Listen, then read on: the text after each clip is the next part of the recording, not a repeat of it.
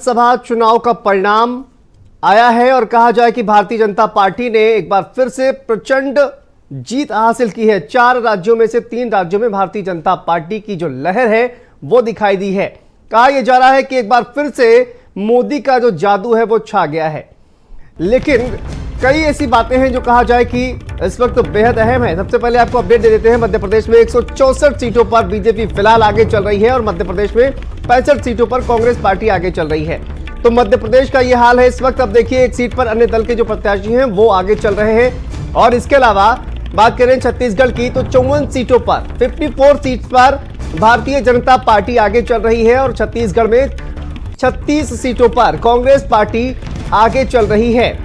राजस्थान में भारतीय जनता पार्टी 115 सीटों पर आगे चल रही है, जबकि कांग्रेस पार्टी राजस्थान में 69 सीटों पर आगे चल रही है और 13 सीटों पर अन्य दलों के प्रत्याशी आगे चल रहे हैं। और देखिए, तेलंगाना में 64 सीटों पर कांग्रेस पार्टी आगे चल रही है, जबकि यहां पर बीआरएस की बात करें तो 39 सीटों पर आगे चल रही है। तो 4 में से 3 राज्य जो है वो कहा जाए कि उसमें भारतीय जनता पार्टी जीत की ओर अग्रसर होती दिखाई दे रही है। और कहा जाए कि कई सीट पर जो परिणाम है वो भी सामने आ गए हैं। और इसी बीच ये जो बड़ी जीत हुई है, इसके बाद प्रधानमंत्री नरेंद्र मोदी का भी संबोधन हमने सुना और जिसके बाद कहा जाए कि जो प्रधानमंत्री नरेंद्र मोदी हैं उन्होंने कांग्रेस पार्टी को सलाह भी दी है। लेकिन ये जो चुनावी नतीजे आए हैं, इन पर 2024 का लोकसभा चुनाव अगर बात की जाए तो उससे पहले क्या संकेत ये नतीजे देते हैं और कहा जाए कि आने वाला जो लोकसभा चुनाव है उसमें किस तरह का समीकरण जो है वो देखने को मिलेगा। सबसे बड़ी बात तो यह है कि देखिए, किसी भी राज्य में अगर बात की जाए तो किसी भी राज्य में भारतीय जनता पार्टी ने मुख्यमंत्री का चेहरा घोषित नहीं किया। आप राजस्थान की अगर बात करते हैं तो राजस्थान में वसुंधरा राजे को सीएम फेस घोषित नहीं किया। तमाम जगहों पर ये पूछा जाता रहा कि देखिए, आप भारतीय जनता पार्टी राजस्थान में बताएं कि आखिर उनका सीएम फेस जो है वो कौन है। और वहीं कहीं ना कहीं कहा जाए कि शिवराज सिंह चौहान को भी खुले तौर पर यह नहीं कहा गया कि शिवराज सिंह चौहान मध्य प्रदेश में सीएम होंगे। छत्तीसगढ़ की बात ही छोड़ देते हैं, क्योंकि छत्तीसगढ़ में खुद कहा जाए कि जिस तरह के एग्जिट पोल सामने आ रहे थे उसमें भारतीय जनता पार्टी काफी पीछे दिखाई दे रही थी। और डॉक्टर रमन सिंह की अगर बात की जाए, डॉक्टर रमन सिंह वहां पर सबसे बड़ा भारतीय जनता पार्टी का चेहरा और इसके अलावा प्रधानमंत्री नरेंद्र मोदी, इन्हीं सब पर कहा जाए कि जो चुनाव है वो लड़ा गया है। लेकिन एक बड़ी जीत भारतीय जनता पार्टी ने हासिल की है। इसी पर बात करेंगे। हमारे साथ कांग्रेस पार्टी के प्रवक्ता पुनीत पाठक जी जुड़ गए हैं। पुनीत जी, बहुत स्वागत है आपका। हमारे साथ बीजेपी से प्रवक्ता शरदेंदु त्रिवेदी शरद जी जुड़ गए हैं। शरदेंदु जी, आपका भी बहुत स्वागत है। और वरिष्ठ पत्रकार अमिताभ भूषण भी हमारे साथ जुड़ गए हैं। अमिताभ जी, आपका भी बहुत स्वागत है। मैं सबसे पहले शरदेंदु त्रिवेदी शरद जी, आप ही से शुरुआत करना चाहता हूं कि देखिए, ये जो परिणाम आए हैं भारतीय जनता पार्टी के लिए उत्साहजनक परिणाम है। लोकसभा चुनाव की तैयारियों में जिस तरह से प्रधानमंत्री नरेंद्र मोदी का ट्वीट भी हमने देखा था, उन्होंने कहा रुकना नहीं है, थकना नहीं है। और पूरी तरह से अब लोकसभा चुनाव की तैयारियां भी कहा जाए कि उत्साहजनक माहौल में अब भारतीय जनता पार्टी तैयारी करते हुए नजर आएगी। देखिए, पहले ही ये तय हो गया था कि जनता ने पिछले 9 साल पहले ही तय कर लिया था कि हम सिर्फ सोशल डिलीवरिंग पे हम वोट देंगे, सोशल इंजीनियरिंग पे वोट नहीं देंगे। आप देखें कि जिस तरह की ये सब इंजीनियरिंग कर रहे थे, बिहार से आवाज उठी कि साहब जिसकी जितनी जनसंख्या उतनी उसकी हिस्सेदारी, वो भी तैयार हो गए। उसके साथ कांग्रेस उनके पाले में कूद पड़ी कि जी हम भी करवाएंगे। दूसरी तरफ उत्तर प्रदेश में ये शुरू हुआ कि साहब पीडीए बनेगा, पिछड़ा दलित और अल्पसंख्यक। फिर बाद में 6 महीने न चल सका। उसके बाद उन्होंने कहा कि साहब पीडीए में जो ए है वो अल्पसंख्यक की जगह अगड़ा माना जाएगा। तो ये जो कहानियां, जो किंवदंतियां जनता को सुना रहे थे, जनता अब उसके आगे निकल चुकी है। जिस तरह का विकास का कार्य भारतीय जनता पार्टी ने किया है, माननीय मोदी जी और हमारे जो मुख्यमंत्री उनके तत्वाधान में, उस पे जनता मुहर लगा रही है और ये निरंतर काम चल रहा है। लेकिन अभी भी हमारा जो विपक्ष है वो यही कह रहे हैं कि नहीं साहब, हम इनको अगड़ा कर देंगे, उनको पिछड़ा कर देंगे, ये हम अल्पसंख्यक के लिए आपने कुछ नहीं किया। तो पूरे देश के लिए कर रहे हैं। जैसे आज मोदी जी ने कहा कि हमारे यहाँ सिर्फ 4 जातियां हैं, ये जो जाति में बांट रहे थे, जो अंग्रेज बांट के गए थे, उसको इनको उन्होंने बागडोर दे के गए कि सब आप आके आप बांटिए बैठ के। तो ये जो बांटने वाली राजनीति है वो खत्म हो गई है। जनता काम पे मोहर लगा रही है और जिस तरह का विकास का कार्य पिछले 9 साल 10 साल में हुआ है, उसी पे जनता आगे भी वोट देगी। हम पहले दिन से आए थे एक ही मुद्दे को लेके, वो है विकास का मुद्दा। पहले 17 किलोमीटर सड़क बनती थी, अब 70 किलोमीटर सड़क बनती है। पहले एक मकान नहीं दिया गया था, अब 4 करोड़ मकान दिए गए हैं। 11 करोड़ पानी के कनेक्शन दिए गए कि किसी जाति धर्म को देख के नहीं दिया गया था। तो जो हमारी गरीब जनता है वही हमारी जाति है, हम उसके लिए काम कर रहे हैं और निरंतर काम करते रहेंगे। इसका किसी भी चुनाव से कोई लेना देना नहीं। अभी आप देखें, जैसे माननीय मोदी जी ने यह भी आह्वान किया कि तेलंगाना की जनता के साथ भी हम खड़े रहेंगे। ठीक है, उन्होंने हमें आशीर्वाद नहीं दिया, लेकिन हम उनके साथ भी खड़े हैं, क्योंकि हमारा लक्ष्य है पूरे भारत का विकास करना, भारत को विश्व पटल पे लाना। जो आप देखें कि हम लोग पिछले 70 साल में 10वीं अर्थव्यवस्था बने थे और पिछले 9 साल में हम 5 पायदान ऊपर आके हम 5वीं अर्थव्यवस्था बन गए और तीसरे की तरफ बढ़ रहे हैं। आप देखें कि सड़कों का विकास हुआ है, ट्रेन का विकास हुआ है, हमारी इंजीनियरिंग प्रोडक्ट्स का जो एक्सपोर्ट हुआ है उसका विकास हुआ है। आज सबसे ज्यादा निर्यात भारत के इतिहास में आज पहली बार हुआ है। $800 बिलियन का निर्यात हुआ है। $600 बिलियन का हमारा फॉरेन एक्सचेंज रिजर्व है। विश्व की सबसे बड़ी, सबसे तेज बढ़ने वाली सबसे बड़ी अर्थव्यवस्था भारत है। जो पहले हिंदू ग्रोथ रेट कहा जाता था, जिसका मजाक बनता था कि 1.5% 2% से ज्यादा हमारा विकास नहीं हो सकता है, कल सुबेरे के अखबार में आया है कि 7.6% रेट से हमारा विकास हो रहा है। जो महंगाई की दर है वो 5% से हमेशा नीचे रखी जा रही है, 4.6%, 4.2% के आसपास रहती है। तो इस कार्य पे जनता हमको वोट दे रही है, इसी कार्य पे हम आगे भी जनता के बीच में जाएंगे और उसी पे हम वोट मांगेंगे, क्योंकि मैं वापस आता हूं आपके पास। पुनीत पाठक जी से जवाब ले लेते हैं। पुनीत जी, प्रधानमंत्री नरेंद्र मोदी जी भी बार बार ये कहते हैं कि देखिए सिर्फ विकास विकास और विकास पर ही हम बातचीत कर रहे हैं और विकास पर ही हमको वोट मिल रहा है। कांग्रेस पार्टी, इंडिया गठबंधन बांटने की राजनीति कर रहा है। जातिगत जनगणना की आपने बातचीत की, तो जातिगत जनगणना के एवज में कहा जाए कि प्रधानमंत्री ने कहा कि 4 ही जातियां हैं। तो अब ये जो जातिगत जनगणना वाला फॉर्मूला है, क्या ये जो विधानसभा चुनावों के परिणाम आए हैं इसमें फ्लॉप होता नजर आएगा? क्या कोई और अब रणनीति जो है वो कांग्रेस पार्टी और इंडिया गठबंधन बनाता हुआ नजर आएगा? और ये जो कहा जा रहा है कि बांटने की राजनीति की जा रही है, प्रधानमंत्री जी कहते हैं कि हम केवल विकास की राजनीति कर रहे हैं, कांग्रेस पार्टी जातिगत जनगणना की बात कर बांटने की राजनीति करती है। इन 4 राज्यों में हुए चुनाव में अपने 4.5 करोड़ मतदाताओं को धन्यवाद देना चाहता हूं। हम लोगों ने बहुत अच्छा और बहुत मन से चुनाव लड़ा जी। 4.5 करोड़ चारों राज्यों के जो अभी तक परिणाम घोषित हुए हैं, लमसम 4.5 करोड़ हम लोगों को वोट मिले हैं। अपने सभी मतदाताओं को हम लोग धन्यवाद देना चाहते हैं। दूसरी, अपनी कोई भी बात शुरू करने के पहले मैं एक छोटी सी किस्सा सुनाना चाहता हूँ जी। 2004 का जब लोकसभा चुनाव खत्म हुआ और भाजपा की सरकार सत्ता से बाहर चली गई, तो अटल बिहारी वाजपेयी जी तब प्रधानमंत्री थे, आउटगोइंग प्राइम मिनिस्टर थे। उनके करीबी एक अधिकारी ने पूछा कि सर ये क्या हुआ? तो अटल जी बहुत प्यार से मुस्कुराए और बोले कि तो उन्हें भी नहीं पता कि क्या हो गया। तो कुछ ऐसा ही भाजपा के साथ भी हुआ है।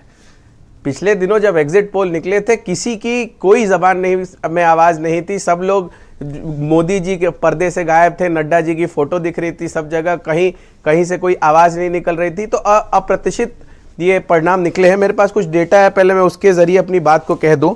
राजस्थान में हमें हर राज्य में 40% से ऊपर पहले तो वोट मिला है। राजस्थान में हमारे और बीजेपी में वोट प्रतिशत का अंतर मात्र 1.5% है, 1.69%। छत्तीसगढ़ में हमारा मत प्रतिशत 3.5% का अंतर है। और मध्य प्रदेश में जो यहाँ थोड़ा अंतर ज्यादा है, जो सीटों में भी दिख रहा है, 5.5% का अंतर है। तेलंगाना हम लोग जीते हैं, वहां तो खैर बीजेपी ने का दक्षिण का द्वार ही खत्म हो गया है, ना किसी राज्य में सरकार बची है, ना कोई सहयोगी बचा है। तो हमारे कहने का मतलब यह है कि बहुत ही क्लोज इलेक्शन था और चूंकि बायपोलर था, इसलिए 1-1.5% का अंतर भी बहुत ज्यादा दिख रहा है। तो ये जो इलेक्शन हुआ है, इसने ये जरूर बताया बीजेपी जीत जरूर गई है, लेकिन कांग्रेस एकदम गायब नहीं हो गई है सीन से। हमें बहुत सारे लोगों ने हम पे विश्वास जताया है। हाँ, इनके साथ थोड़ा बहुमत ज्यादा है, इन्होंने सीटें ज्यादा जीती हैं, 3 राज्यों में इन्होंने सरकार, इनको चुना गया है, इनको बधाई देते हैं हम लोग। उम्मीद करते हैं कि जनता कि ने इनको जिनके लिए चुना है उसके लिए ये लोग काम करेंगे और धार्मिक ध्रुवीकरण और जो उनके मेन मुद्दे हैं उन पे बात नहीं करेंगे। अभी बीजेपी प्रवक्ता मेरे बात कर रहे थे, ऐसा लग रहा था जैसे लोकसभा चुनाव की हम लोग बात कर रहे हैं। एक बात इन्होंने 3 राज्यों की नहीं की। हम लोगों ने चुनाव लोकल लड़ा और हम लोगों ने बहुत अच्छा चुनाव लड़ा। हमें बहुत गर्व है अपने कार्यकर्ताओं पे। और थोड़ा बहुत देखिए, शायद गलती हम लोगों से कहीं हुई है, शायद तैयारी में गलती हुई होगी, टिकट वितरण में गलती होगी, हो सकता है हमारे प्रचार में कुछ कमी रह गई हो, तो इससे हम लोग सीखेंगे। चुनाव अभी आने वाला लोकसभा चुनाव है, इससे बड़ा चुनाव है, देश का चुनाव है। इसमें जो गलतियां हम लोगों ने की, अपनी गलतियों को सही करेंगे। और देखिए, कोई एक चुनाव किसी उसका मार्कर नहीं है। मुझे लगता है कि हम लोग को अपनी गलतियों से सीखने का फिर से मौका मिलेगा। हम लोग इंतजार करेंगे, अपनी त्रुटियों को दूर करेंगे, जो भी कमी रह गई है उसको दूर करेंगे और अगली बार 2024 के चुनाव में पूरे जोर शोर से, पूरी तैयारी से आएंगे। ठीक है पुनीत जी, वापस आऊंगा आपके पास। अमिताभ भूषण जी हमारे साथ जुड़े हुए हैं, वरिष्ठ पत्रकार। अमिताभ जी, किस तरह से आप देखते हैं, जिस तरह से देखिए पुनीत जी का ये कहना है कि खुद भारतीय जनता पार्टी को भी नहीं पता था कि आखिर क्या हो गया है, क्योंकि एग्जिट पोल जिस तरह की कहानी बयान कर रहे थे जिससे ये कोई भी अंदाजा नहीं लगा पा रहा था कि 160 से ज्यादा सीटें भारतीय जनता पार्टी मध्य प्रदेश में जीतेगी, 115 से ज्यादा सीटें कहा जाए कि राजस्थान में जीतेगी। और छत्तीसगढ़ की अगर बात की जाए तो छत्तीसगढ़ में तो ये कहा जा रहा था कि कांग्रेस पार्टी वहां पर क्लियर विनर के तौर पर दिख रही है। लेकिन ये जो चुनाव परिणाम कहीं ना कहीं निकलकर सामने आया है, रुझान जो निकलकर सामने आया है, वो अपेक्षा से परे दिखाई दे रहा है। अमिताभ जी, निश्चित तौर पर देखिए, इसमें 2 पक्ष है। पहला तो ये है कि जो रुझानों को लेकर, अनुमानों को लेकर, खासतौर पर एग्जिट पोल को लेकर बातचीत है जी, तो देखिए अनुमान तो अनुमान है और वो बिल्कुल परिणाम के अनुरूप हो या हूबहू परिणाम ही वैसा आ जाए, ये संयोग हो सकता है। लेकिन ज्यादातर अनुमान जो है वो केवल एक दिशा की तरफ इशारा करता है और परिणाम में अक्सर वो तब्दील हो जाए, ये संभव नहीं हो पाता है। इस बार भी वैसा ही कुछ हुआ है। लेकिन दूसरी जो महत्वपूर्ण बात है इस पूरे में, देखिए तीनों राज्य में एक बहुत कमाल की बात है। छत्तीसगढ़ में, राजस्थान में सरकार बदली है, कांग्रेस हारी है। लेकिन राजस्थान में आप देखिए, कांग्रेस अपने पिछले 30 वर्षों के इतिहास में सबसे बेहतर प्रदर्शन हारते हुए कर पाई है। तो सामान्यतः आप देखेंगे तो 2003 में जब 98 में कांग्रेस की सरकार बनी थी और 2003 में वो सरकार गई, अशोक गहलोत मुख्यमंत्री थे, तो कांग्रेस को 56 सीटें मिलती हैं। उसके बाद 2008 में फिर जब सरकार बनती है, उसके बाद जब 13 में वो सरकार जाती है तो कांग्रेस को मिलती है 23 सीट। तो उसके बाद अभी की जो स्थिति है, 2023 की जो स्थिति है, इसमें एक बात तो तय हो गया है कि कांग्रेस अशोक गहलोत के नेतृत्व में पीछे के वर्षों में जिस तरीके से, बुरी तरीके से हार रही थी, इस बार वैसी कोई परिस्थिति नहीं है। एक चीज और भी है कि कांग्रेस बीजेपी जब भी जीतती थी तो बड़ी बहुमत से जीतती थी। इस बार बीजेपी की जीत कोई बहुत बड़ी बहुमत की जीत नहीं हुई है। तो इसका मतलब यह, ठीक है बीजेपी वहां जीती है, लेकिन ये बात समझना पड़ेगा कि अशोक गहलोत संभले क्यों, मतलब उतना बुरा कांग्रेस क्यों नहीं की, उस पर चर्चा नहीं हो रही है। ओल्ड पेंशन स्कीम का मामला हो या पेंशनरों की जो पेंशन राशि थी उसमें 250 रुपए के इजाफा करने का मामला हो, चिरंजीवी योजना राजस्थान की सरकार की रही हो, उसका भी असर हुआ है। और इसी सब की वजह से गहलोत की सरकार जाते जाते भी जो सम्मानजनक स्थिति थी उसमें वो विदा हुई है। और चिंता की बात यह है, इस देश में सरकारें काम करते हुए चली जाती हैं। अब एक बात ये भी है, देखिए छत्तीसगढ़ में धान की खरीद का मामला था, सबसे ज्यादा देश में समर्थन मूल्य वही मिल रहा था जी। देश में सबसे कम बेरोजगारी दर अगर कहीं है तो छत्तीसगढ़ में है। बावजूद इसके गौवंश से गोबर की खरीद कर रही थी राज्य सरकार जी। बावजूद इसके राज्य सरकार चुनाव हार गई है। तो हारी क्यों है, इसकी पड़ताल होनी चाहिए। कांग्रेस की मध्य प्रदेश की रणनीति रही हो, राजस्थान की रणनीति रही हो, छत्तीसगढ़ की रणनीति रही हो, तीनों में एक बात बहुत कॉमन है, कांग्रेस की लीडरशिप अपने अहंकार से बाहर नहीं निकल पाई। अगर वो अपने अहंकार से बाहर निकलते, अगर गहलोत और पायलट साथ में होते उनके बीच की लड़ाई इस तरीके से खुल के नहीं आती तो ये स्थिति राजस्थान में नहीं होती। पायलट की लड़ाई का मतलब हो गया कि गुर्जर समाज जो पिछले चुनाव में 2018 में राजस्थान में बीजेपी के किसी गुर्जर कैंडिडेट को इस समाज ने नहीं जिताया, सबके सब जीत गए कांग्रेस के। क्यों? क्योंकि उस समाज को यह लगा था कि सचिन पायलट मुख्यमंत्री होंगे। लेकिन प्रधानमंत्री मोदी जब कहते हैं कि सचिन पायलट और उनके पिता का कांग्रेस ने अपमान किया तो निश्चित तौर पर उस बात का असर हुआ, वो वोट टूट गया, उस रूप में वो वोट नहीं रहा। जाट समुदाय के भीतर भी शुरू से यह देखा गया कि कांग्रेस में आकर्षण रहा है, लेकिन अशोक गहलोत के नेतृत्व में उनका आकर्षण नहीं था। उसको ठीक करने के लिए जो कोशिश कांग्रेस के भीतर से हो सकती थी वो नहीं हो पाई। जो विद्रोही कैंडिडेट चुनाव लड़ रहे थे उनको संभालने की जिस तरीके से कोशिश हो सकती थी वो नहीं हुई। गहलोत की सरकार में जो उनके कांग्रेस के विधायक थे उनको लेकर लोगों में बहुत नाराजगी थी, पर वो लड़ाई चूंकि गुटों के बीच चल रही थी तो टिकट नहीं काटा गया। मध्य प्रदेश आ जाइए, मध्य प्रदेश के भीतर भी ठीक वही स्थिति है। कमलनाथ साहब को देखिए, अंतिम समय में वो कहां चुनाव प्रचार कर रहे थे। दिग्विजय सिंह कमान संभाले थे, मजाक मजाक का एक वीडियो जारी हुआ था, कुर्ता फाड़ने का प्रसंग उसमें आ रहा था जी। मध्य प्रदेश के भीतर भी जो बागी लड़े उनका प्रबंधन कांग्रेस नहीं कर पाई। मध्य प्रदेश के भीतर भी कमलनाथ खुद को मुख्यमंत्री मान के बैठ गए थे जी।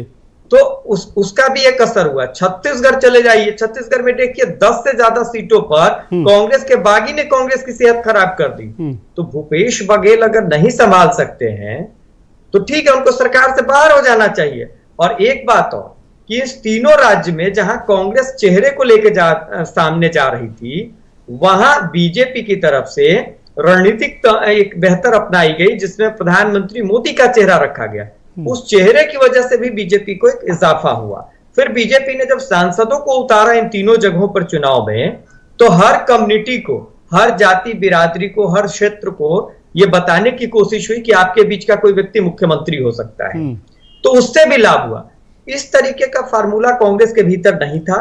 और मध्य प्रदेश के भीतर, चूंकि हम उत्तर प्रदेश में बात कर रहे हैं, तो मध्य प्रदेश के भीतर अखिलेश यादव कितनी सीट मांग रहे थे, आज कमलनाथ जी को समझ आ रहा होगा। अगर मध्य प्रदेश के भीतर अखिलेश यादव को सीट मिली होती, अगर गोंडवाना पार्टी के साथ छत्तीसगढ़ में कांग्रेस ने गठबंधन किया होता तो शायद ये परिस्थितियां नहीं होती।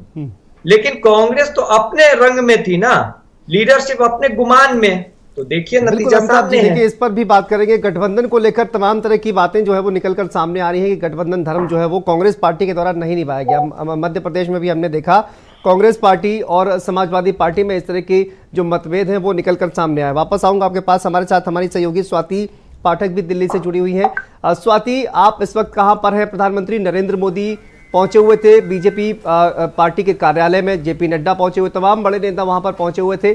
कांग्रेस पार्टी को एक तरह से सलाह देते हुए नजर आए और बड़ी बातें प्रधानमंत्री के द्वारा कही गई हैं इस पूरे कहा जाए कि विधानसभा चुनाव के परिणाम के बारे में। स्वाति,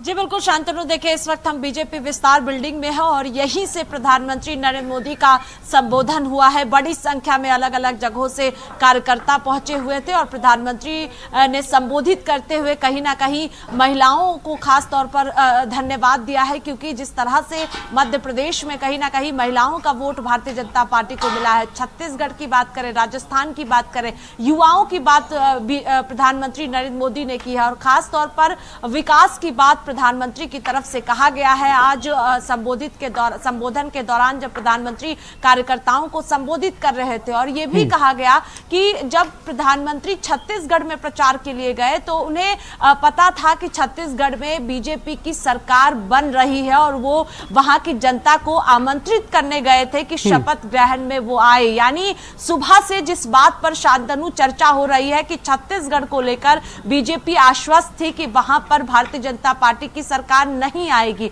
लेकिन प्रधानमंत्री ने जब ये बात कही कि छत्तीसगढ़ में वो पहले से जानते थे, जब वो प्रचार के दौरान गए और वहां पर जिस तरह से जनता ने उन्हें प्यार दिया तो ये साफ हो गया था। उसी वक्त प्रधानमंत्री की तरफ से कहा गया कि बीजेपी वहां पर जीत रही है। राजस्थान को लेकर भी प्रधानमंत्री ने यही बात कही, मध्य प्रदेश को लेकर कही और ये बात भी प्रधानमंत्री की तरफ से कहा गया कि सुबह से लोग कह रहे हैं कि 2024 को लेकर जो है वो हैट्रिक की गारंटी दे दी गई है। तो यानी 2024 को लेकर भी इशारा प्रधानमंत्री ने किया है कि तस्वीरें कहीं ना कहीं 2024 को लेकर भी साफ हो गई है, क्योंकि इसे अगर हम इन चुनाव को देखते हैं जो 5 राज्यों में विधानसभा के चुनाव हुए हैं, सेमीफाइनल के तौर पर इसे देखा जा रहा था, क्योंकि आप भी समझ रहे होंगे कि 2023 के आखिरी में यह चुनाव हो रहा है, 24 में लोकसभा का चुनाव होना है, तो सीधा असर जो है ये इन चुनावों का लोकसभा चुनाव पर भी पड़ेगा। और योजनाओं की बात प्रधानमंत्री की तरफ से की गई कि किस तरह से महिलाओं की सुविधाओं के लिए भारतीय जनता पार्टी सरकार ने काम किया है 2014 से लेकर अब तक, युवाओं के लिए किस तरह से काम किया गया है, रोजगार किस तरह से दिया गया, ये तमाम मुद्दे थे जिसको लेकर प्रधानमंत्री ने अपनी बातें कही है। और यह भी कहा गया सिर्फ राजस्थान, छत्तीसगढ़ या मध्य प्रदेश को लेकर प्रधानमंत्री ने नहीं कहा, तेलंगाना को लेकर भी प्रधानमंत्री ने कहा कि वहां पर लगातार भारतीय जनता पार्टी का जो जनाधार है वो बढ़ता हुआ दिख रहा है। तो तेलंगाना की जनता के लिए भी बीजेपी लगातार काम करेगी, ये पीएम की तरफ से कहा गया। और टॉयलेट्स की बात, शौचालय की बात प्रधानमंत्री की तरफ से कही गई कि किस तरह से महिलाओं को सुविधा बीजेपी सरकार ने दिया है। तो ये तमाम मुद्दे थे जिसका जिक्र प्रधानमंत्री ने किया है। लेकिन इन सब के बीच जो सबसे ज्यादा अहम था कि कांग्रेस पार्टी को निशाने पर पीएम मोदी ने लिया, जो इंडिया गठबंधन बना उसको लेकर भी प्रधानमंत्री ने कई तरह की बातें कही और प्रधानमंत्री ने निशाना साधते हुए कहा कि एक साथ फोटो खिंचवाने से कुछ नहीं होता है, क्योंकि अंदर जिस तरह से कला था, मध्य प्रदेश की बात कर ले हम, कांग्रेस पार्टी जिस तरह से अहंकार में दिखी, समाजवादी पार्टी जो 4 से 5 सीटों की मांग कर रही थी उन्हें वो सीट नहीं दी गई, जिसके बाद अखिलेश यादव नाराज भी हुए, बयानबाजी शुरू हुई और इस कदर बयानबाजी हुई कि कहीं ना कहीं इंडिया गठबंधन पर बात आ गई कि क्या ये गठबंधन बना रहेगा, लेकिन बाद में इसे ठीक किया गया। तो कहीं ना कहीं कांग्रेस पार्टी को निशाने पर प्रधानमंत्री ने लिया, इंडिया गठबंधन को एक बार फिर से घमंडिया गठबंधन प्रधानमंत्री की तरफ से किया गया, कहा गया है। लेकिन यह कहा जा सकता है कि बीजेपी राजस्थान को लेकर पूरी तरह से आश्वस्त दिख रही थी कई दिनों से कि राजस्थान में भारतीय जनता पार्टी की वापसी होगी, सरकार बनेगी। मध्य प्रदेश को लेकर लगातार जिस तरह से अगर आप बात करें, केंद्रीय मंत्रियों को मैदान में उतारा गया, सांसदों को मैदान में उतारा गया और वहां पर सीएम का फेस जो है वो डिक्लेयर भारतीय जनता पार्टी की तरफ से नहीं किया गया था। उसके बावजूद भी जिस तरह से जीत हासिल हुई है, तो कहीं ना कहीं जो योजनाएं सरकार की थी उसका असर मध्य प्रदेश में देखने को मिला है। महिलाओं का वोट बीजेपी को मिला है, युवाओं का वोट मिला है और जो फर्स्ट टाइम वोटर थे उनका भी जिक्र प्रधानमंत्री की तरफ से किया गया है कि जो फर्स्ट टाइम वोटर्स है या जो युवा है, जो महिलाएं हैं, वो जानते हैं कि बीजेपी सरकार ही वो सरकार है जो महिलाओं के हित के लिए काम करती है, युवाओं के हितैषी है भारतीय जनता पार्टी। तो ये तमाम बातें जो संबोधन में प्रधानमंत्री नरेंद्र मोदी ने आज कही है और कार्यकर्ता भी उत्साहित है। और छत्तीसगढ़ को लेकर खास तौर पर जो कार्यकर्ताओं की बात करें, नेताओं की बात करें हम, या दिग्गज नेता भारतीय जनता पार्टी के हैं, उनका भी अगर हम बात करते हैं उनकी भी, तो कहीं ना कहीं वो भी छत्तीसगढ़ को लेकर पूरी तरह से कंफर्म नहीं थे कि छत्तीसगढ़ में बीजेपी की सरकार बन जाएगी। लेकिन अलग तस्वीर जो है वो आज निकलकर सामने आई है। बिल्कुल स्वाति, बहुत बहुत शुक्रिया आपका इस तमाम जानकारी, तमाम अपडेट के लिए। लेकिन बात की जाए, मैं शरतेंदु जी आपसे ये जानना चाहता हूं, देखिए किसी भी राज्य की अगर बात करें तो किसी भी राज्य में भारतीय जनता पार्टी के द्वारा मुख्यमंत्री का जो नाम है, जो फेस है, वो उसका ऐलान नहीं किया गया है। क्या आगे चुनौतियां होने वाली हैं? क्योंकि कहा जाए कि एक मुख्यमंत्री किसको बनाया जाए, अगर वसुंधरा राजे की अपेक्षा किसी और को मुख्यमंत्री बनाया जाता है तो एक बहुत बड़ी चुनौती कहीं ना कहीं भारतीय जनता पार्टी के सामने होगी। वहीं शिवराज सिंह की जगह किसी और को बनाया जाता है तो इसमें भी परेशानियां जो है वो बीजेपी को आ सकती हैं। नहीं, देखिए, भारतीय जनता पार्टी एक अनुशासित पार्टी है, कार्डर बेस पार्टी है। हमारे यहाँ सब कार्यकर्ता हैं। पार्टी चुनती है कि किसको लाना है, किसको मुख्यमंत्री बनाना है, किसको कौन सा पद देना है, किसको संगठन में रखना है, ये पार्टी तय करती है। इसमें कोई बगावत जैसे और पार्टियों में होती है कि सब एक दूसरे के कपड़े फाड़ना शुरू कर देते हैं, ऐसा भारतीय जनता पार्टी में कुछ नहीं है। हम सब कार्यकर्ता हैं, जिस कार्यकर्ता को पार्टी चुनेगी वो मुख्यमंत्री बनेगा। मध्य प्रदेश में भी वही होगा, राजस्थान में भी वही होगा, छत्तीसगढ़ में भी वही होगा। कोई चीज पहले से तय नहीं होती है। जो पार्लियामेंट्री बोर्ड बैठता है वो लोग तय करते हैं, जब तय करेंगे वो चीज सारी सामने आ जाएगी। कोई बगावत, कोई झगड़ा भारतीय जनता पार्टी में आज तक पद को लेकर नहीं हुआ, क्योंकि मलाईदार पद का कोई कॉन्सेप्ट भारतीय जनता पार्टी में नहीं है। जी, और यही कहा जा रहा था देखिए कि कहीं ना कहीं जो मुख्यमंत्री का नाम का ऐलान नहीं किया गया और खेमेबंदी होने से यही बच गई है, क्योंकि भारतीय जनता पार्टी अगर किसी का नाम ऐलान कर देती तो कहीं ना कहीं जो खेमेबंदी होती है उसका खामियाजा भारतीय जनता पार्टी को इन चुनावों में भुगतना पड़ता। शरद जी। नहीं, ऐसा कुछ नहीं है। भारतीय चाहे अगर पार्टी तय कर लेती तो पहले अनाउंस कर देते, बाद में तय करेगी। चुनाव भी खत्म हुआ है, अभी इस पे विचार विमर्श होगा, जो पार्टी तय करेगी वो बनेगा। कोई झगड़ा या कोई किसी की बपौती नहीं है कि फलाना पद हमारा है, फलाना पद उसको मिलना चाहिए, ऐसा कुछ नहीं है। भारतीय जनता पार्टी में ऐसी कोई भी बात नहीं होती है। और मैं अभी कुछ चीजें जो अभी बहस में निकल के आई, मैं उसमें कहना चाहता हूं कि एक अंग्रेजी में कहावत है कि you can fool some people all the time, all the people for some time, but not all the people all the time. कि आप कुछ लोगों को हर समय बेवकूफ बना सकते हैं, हर एक को कुछ समय तक बेवकूफ बना सकते हैं, लेकिन हर एक को हर समय बेवकूफ नहीं बनाया जा सकता है। हमारा विपक्ष यही करने की कोशिश कर रहा था कि सबको बेवकूफ बना रहे थे। आप देखें कि जो इंडी गठबंधन बना था उसमें पहले नाम पे तय नहीं हुआ। जो युवा नेता हैं, ईमानदार नेता हैं, और ममता दीदी, इनमें नाम पे बहस हो रही थी कि किसने ये नाम दिया है। नीतीश कुमार जी ने कहा कि नहीं साहब, ये हम तो नाम से ही सहमत नहीं है। उसके बाद जो मेघालय का पूरा यूनिट कांग्रेस का है वो टीएमसी में चला गया। सीपीआई ने कह दिया हम सारी सीटों पे चुनाव लड़ेंगे। कांग्रेस के प्रताप सिंह बाजवा जो पंजाब के इनके जो वरिष्ठ नेता, उन्होंने कह दिया हम आम आदमी से कोई गठबंधन नहीं करेंगे। उसके बाद आप देखें कि जिस तरह इन्होंने जो विकास का कार्य किया है पंजाब में और राजस्थान में, वहां पंजाब में यह हालत है कि 53% डेट टू जीडीपी रेशियो है। पंजाब अपने पूरे कर्ज का 20%, पूरी आमदनी का 20% खाली कर्ज में जो सूद देती है, क्योंकि जो किस्तें होती हैं उसमें असल और सूद दोनों होता है। ये सिर्फ पंजाब सरकार 20% अपनी टोटल कमाई का सूद में दे रही है। ये हाल 48% राजस्थान सरकार का है। दोनों सरकारों का दिवाला निकल चुका है। देखिए 12% वहां पे जो अभी कह रहे थे कि साहब हम लोग गरीब जनता के लिए काम कर रहे हैं, इनकी सरकार राजस्थान में बनी, उन्होंने 12 रुपए वहां पेट्रोल का रेट बढ़ा दिया। उत्तर प्रदेश में 96 रुपए पेट्रोल है, वहां 110 रुपए पेट्रोल है। 110-112 की रेंज में पेट्रोल चल रहा है राजस्थान में। तो जिस तरह का कार्य इन्होंने किया है, वहां पे आप देखें लाल डायरी का मुद्दा उठा। उसके बाद राजस्थान में जो वहां पे राजीव गांधी स्टडी सर्कल खुद इसमें शामिल था, जो वहां पे पेपर लीक हुआ उसमें राजीव गांधी स्टडी सर्कल खुद उसमें शामिल था। तो जिस तरह की लूट मची थी, जिस तरह का विकास का लोग नाम भूल गए थे, अब जनता ने सोच लिया है कि साहब हम सकारात्मक पार्टी के साथ जाएंगे, नकारात्मक के साथ नहीं जाएंगे। सारा विपक्ष का सिर्फ एक मुद्दे पे ये गठबंधन बना था कि साहब हम भारतीय जनता पार्टी को कैसे बाहर रखना है। हम आए थे चुनाव में कि हम क्या जनता के विकास के लिए कार्य करेंगे।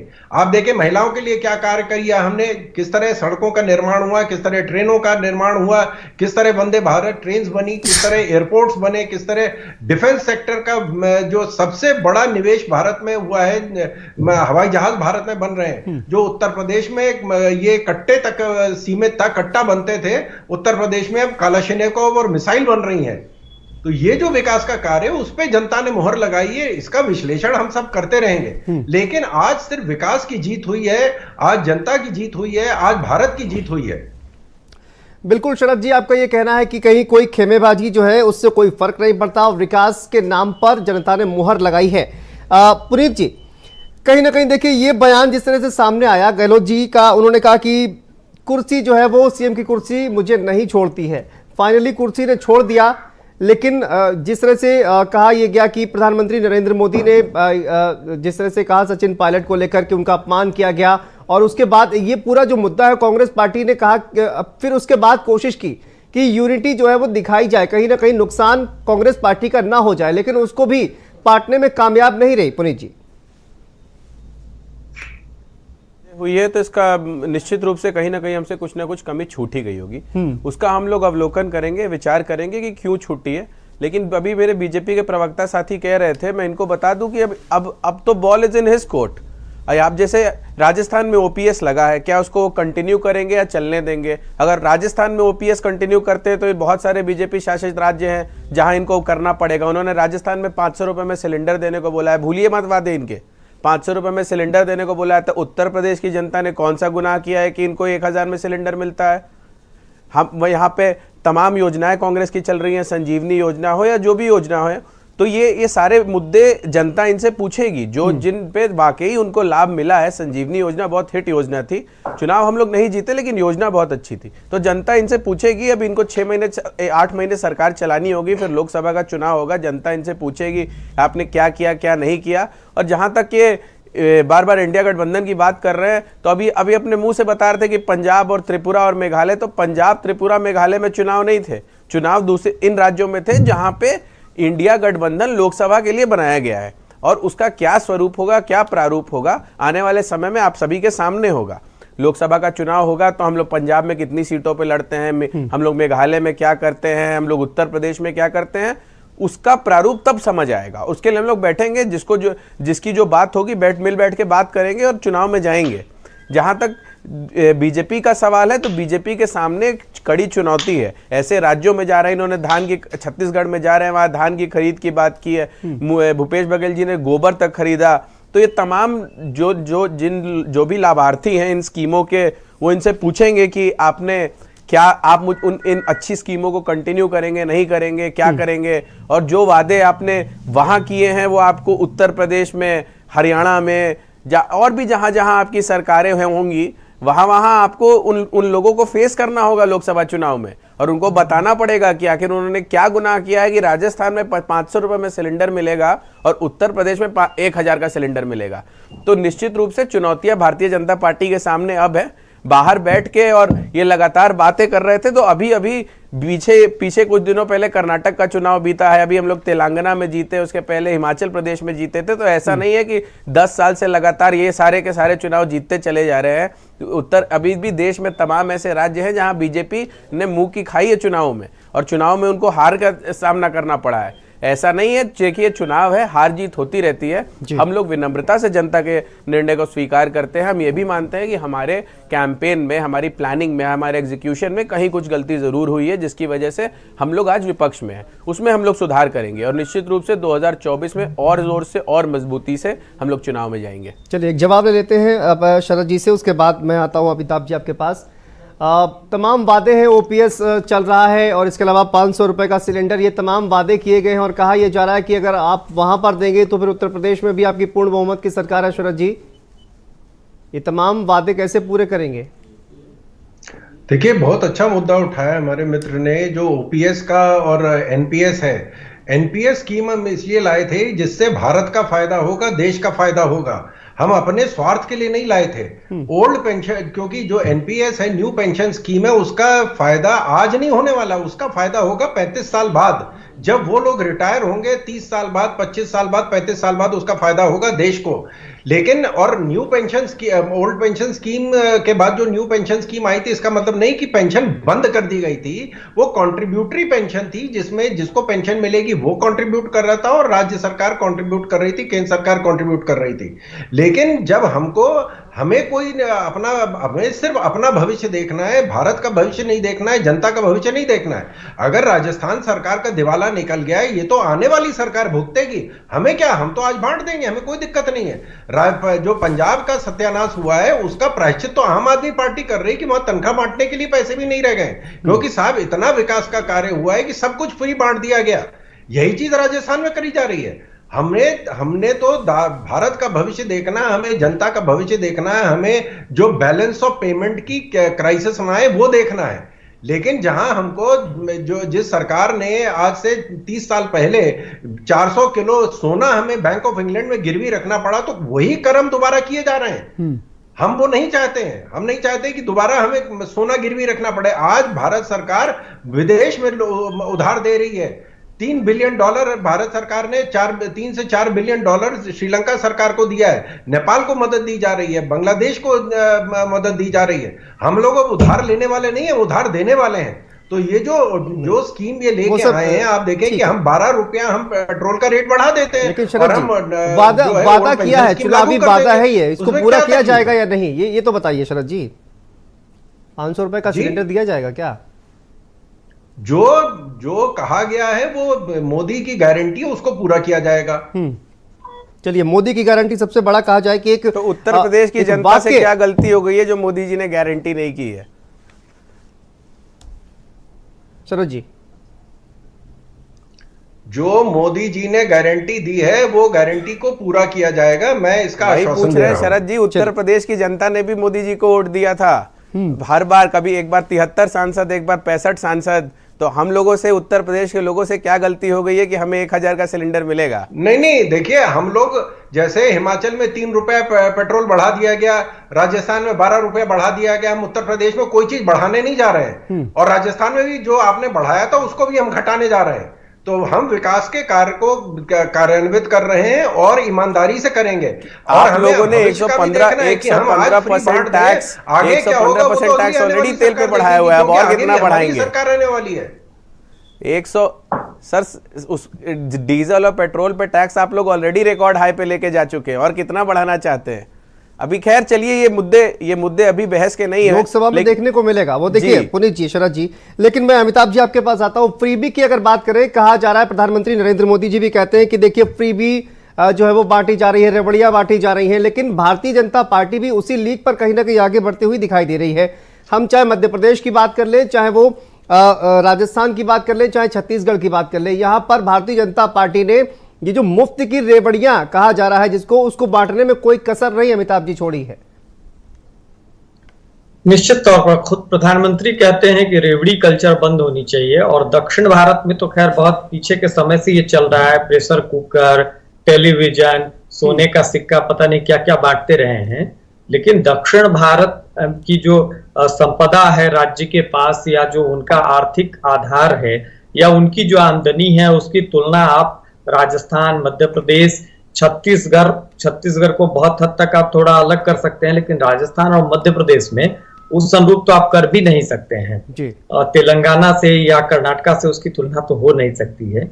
अब मामला ये है कि देखिए, आज ही मैं देख रहा था, राजस्थान के भीतर आपकी जानकारी में होगा ही 5 लाख करोड़ का ऋण है राज्य के ऊपर, और वहां घोषणा हुई है किसानों को प्रति किसान 12,000 रुपया प्रति वर्ष देने की घोषणा है। वहां 5 ट्रिलियन की इकोनॉमी बना करके और आय दुगनी करनी है प्रति व्यक्ति की, 2.5 लाख रोजगार के नए अवसर सृजित करने हैं, दिव्यांगों को 1500 रुपया प्रति माह देना है। तो इस सब के लिए जो आर्थिक प्रबंधन होगा वो कैसे होगा? मध्य प्रदेश में स्कूटी देना है, लैपटॉप देना है, सम्मान निधि का पैसा बढ़ा के देना है, तो उसका प्रबंधन कैसे होगा? छत्तीसगढ़ में भी वही परिस्थिति है। तो पूर्ववर्ती सरकारों ने जिस तरीके से सत्ता में आने के लिए बिना किसी आर्थिक प्लानिंग के, बिना किसी आर्थिक योजना के जुबानी घोषणा करके और एक कल्चर बनाया, और उसी कल्चर को जो नई सरकार अब आने वाली है वो भी उसी कल्चर में आगे बढ़ गई है। तो इसमें क्या है, सत्ता पक्ष या विपक्ष का मामला नहीं है, अंतोगत्वा भोगना किसको है? राज्य की जनता को भोगना है, क्योंकि जाहिर है इस सब के लिए फंड का डाइवर्जन होगा, और जब फंड का डाइवर्जन होगा, जब फंड जो राशि है उसकी दिशा बदल जाएगी, तो प्रभावित कौन होगा? विकास कार्य प्रभावित होगा, मूलभूत जो जरूरी काम है वो भी प्रभावित होगा। अब उसमें राज्य सरकार स्कूटी अगर बांटने का कमिटमेंट की है तो उस पैसे का उपयोग तो स्कूटी में ही होगा ना। अब लोग ये सोचेंगे कि उससे सड़क भी बन जाए, उससे पानी की व्यवस्था ठीक हो जाए, कैसे हो जाएगी? कुल मिला के ये है कि अंत में इस सब का असर लोगों की सेहत पर होना है। तो इस पर दलों को सोचना चाहिए, राजनीतिक दलों को, कि आर्थिक लाभ या जन कल्याणकारी राज्य बनाना है, वहां तक तो ठीक है, लेकिन जन कल्याणकारी राज्य के भीतर जो हम इस तरीके की घोषणा करते हैं जो उतनी जरूरी घोषणाएं नहीं है, और उसका जो आर्थिक बोझ है वो राज्य कैसे उठाएगा, कैसे चलेगा, और ये चलन तो बढ़ता चला जाएगा ना।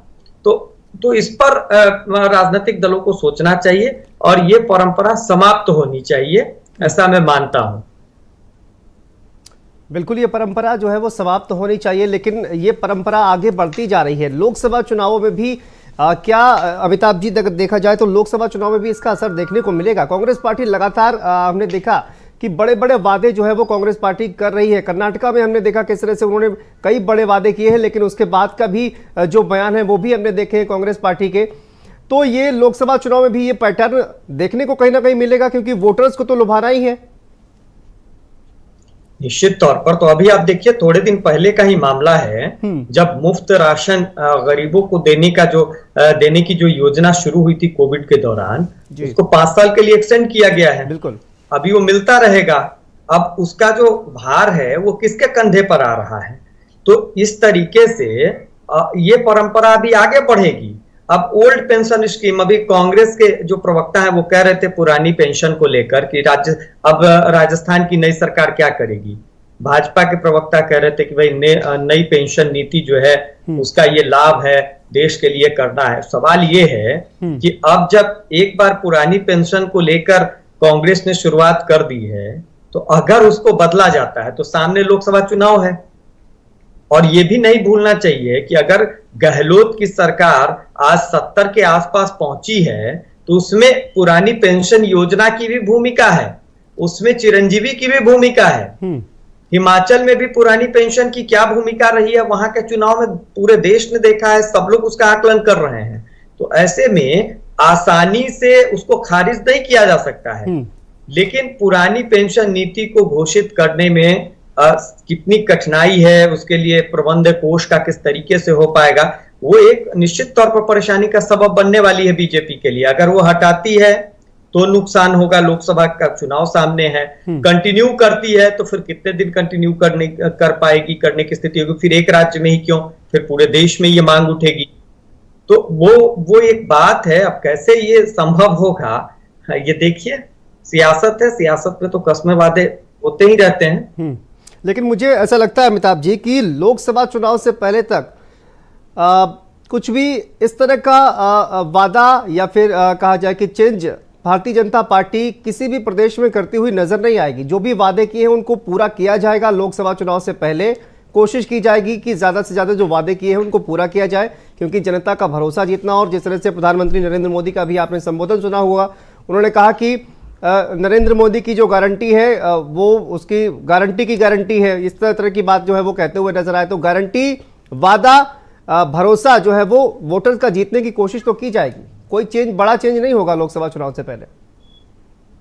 निश्चित तौर पर ये होगा, लेकिन मैंने कहा ना कि इसका असर किसकी सेहत पर होने वाला है उसका भी आकलन करिए। और जाहिर है कि आर्थिक विषयों को लेकर अगर कांग्रेस उस विषय को लेकर लोगों के बीच में जाएगी, आर्थिक सेहत, सरकार की आर्थिक सेहत का ब्यौरा देगी, तो फिर उसका भी नुकसान होगा। मतलब ये आसान स्थिति नहीं है। नई नई सरकार में आप विधानसभा में आते हैं और देखिए इन राज्यों में लोकसभा के लिहाज से अगर आप देखेंगे तो बीजेपी जो श्रेष्ठतम कर सकती थी प्रदर्शन, वो बीजेपी कर चुकी है। तो यहाँ के बाद अपने पिछले प्रदर्शन को दोहराना भी है बीजेपी को जी। और राज्य की सरकार नई नई बनी है, तो अब डबल इंजन की सरकार होने पर डबल इंजन से अपेक्षाएं जनता की बढ़ जाएगी, उसमें वायदों की बौछार है। तो ये बहुत आसान रास्ता नहीं है, ये डगर बहुत मुश्किल है। एक बात सही है कि प्रधानमंत्री मोदी की बात पर उनके व्यक्तित्व का जो एडवांटेज बीजेपी को है, उसका जो लाभ बीजेपी को उन्हीं के है। कहा जाए कि चेहरे पर पूरे देश में चुनाव लड़ने का दावा भारतीय जनता पार्टी के द्वारा किया जा रहा है।